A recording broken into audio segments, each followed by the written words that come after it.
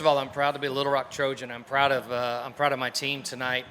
I thought they stepped on one of the biggest stages in college baseball. I thought they competed, and I thought they were not afraid of the moment. The moment wasn't too big for them. A lot of credit to LSU. Great job, especially on the mound.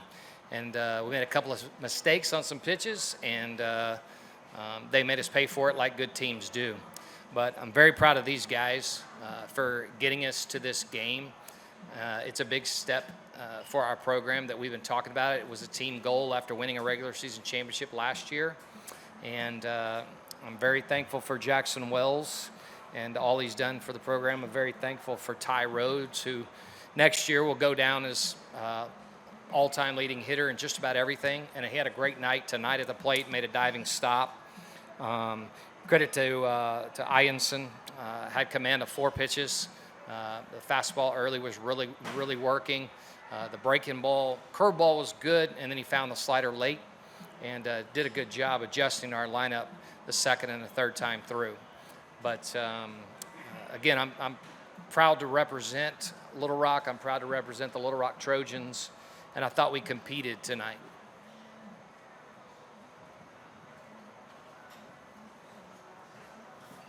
Yes, Coach. Just maybe you can speak to this, and then Ty as well. Just what made Anthony Ianson so dominant? I know you touched on it there a little bit, but just what was giving you guys trouble, I guess, with him? Well, I'll go first, and then Ty can jump in. He saw him, but I thought the fastball command was there early.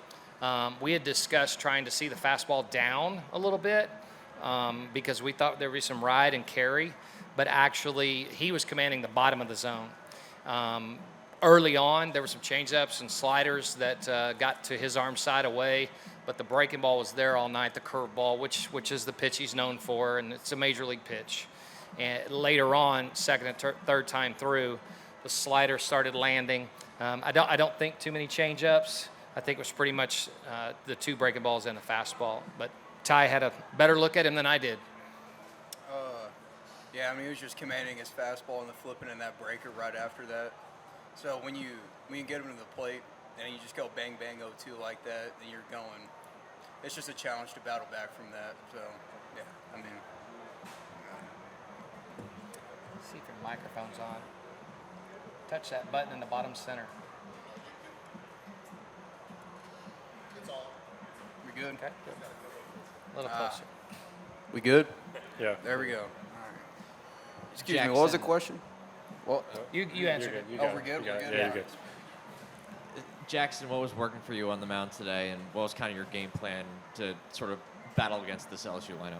Yeah, I knew going into it would be difficult. I mean, they're all good hitters, SEC hitters, and they're top 16. They're ranked 6 overall, so knew it was going to be a challenge. Didn't have the fastball command at first, so I had to kind of pitch off the breaking balls a little bit.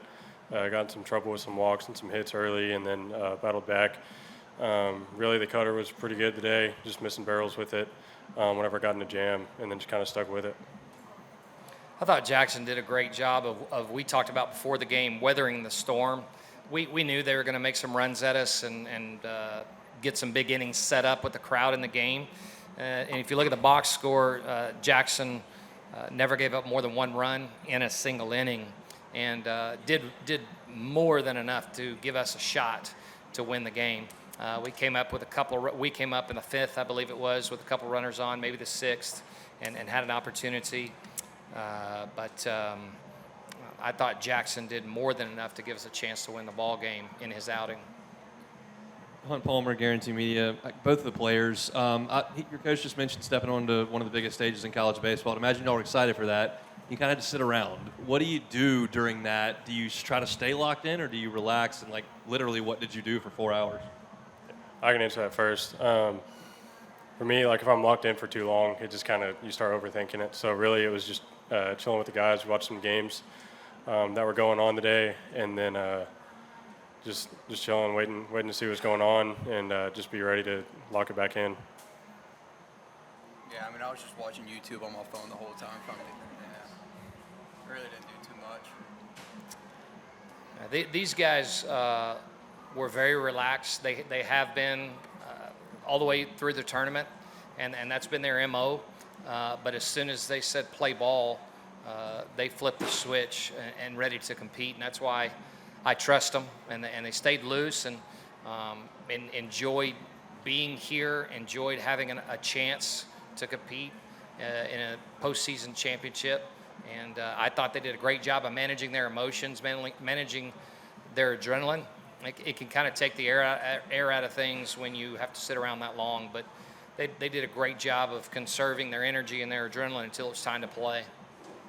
Jackson, when in that third inning, when they really started kind of driving up your pitch count, what was your mentality and what did you do to keep calm, to hit the 103 pitches tonight? Yeah, it was just trying to get ahead of counts. I mean, I was if I would throw a strike, I would get down 2-1 quite a bit, and then so sometimes I wasn't throwing first pitch strikes. So really for me, it was trying to get ahead and stay ahead, and then just make good pitches and see what happens. Jackson, back here. In those situations where LSU had base runners, what did you do to limit the damage and get out of those innings unscathed?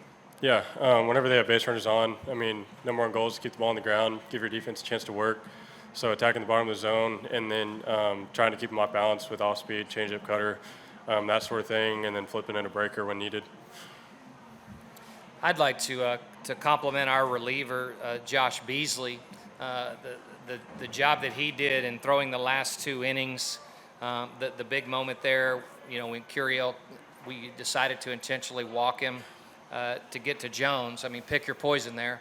I think Curiel's a big leaguer, and the sidearm matchup, righty versus lefty, just purely played the percentages. Obviously, Jones is an outstanding hitter, but we just tried to go right on right, and so Beasley did a wonderful job of throwing those 2 innings because we are in a tournament. We're going to play tomorrow.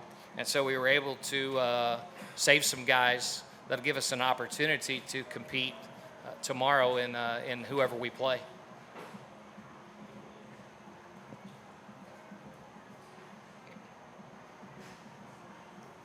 Coach, I know Jackson threw $130 in the conference tournament, 103 tonight. What went into the decision to pull him after 5 innings? Well, the first thing you said, he was pretty taxed coming off of the opener. Had a little more time off because I believe that's a Wednesday start.